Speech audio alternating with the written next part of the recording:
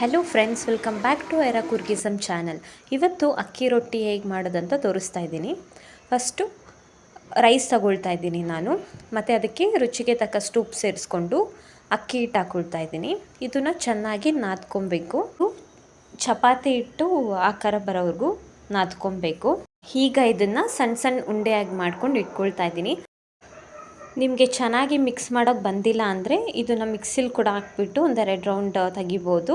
ನೀರೇನು ಹಾಕ್ಕೊಳ್ಳೋದೆ ಹಾಗೆ ಮಿಕ್ಸಿ ಮಾಡ್ಕೊಳ್ಳಿ.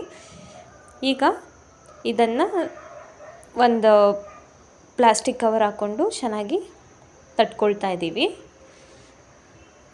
ಸೊ ನಿಮಗೆ ರಾತ್ರಿ ಉಳಿದಿರುತ್ತಲ್ಲ ಅನ್ನ, ಅದು ಕೂಡ ಸೇರಿಸ್ಕೊಂಡು ಮಾಡ್ಕೊಬೋದು. ನೈಟ್ ಅನ್ನ ತಿನ್ನೋದಕ್ಕಾಗಲ್ಲ, ಸೊ ಈ ಥರ ರೊಟ್ಟಿ ಮಾಡಿ ತಿನ್ಬೋದು. ಈಗ ನಾನು ಇದನ್ನು ತವಾ ಮೇಲೆ ಹಾಕ್ಕೊಂಡು ಬಿಸಿ ಮಾಡ್ಕೊಳ್ತಾ ಇದ್ದೀನಿ.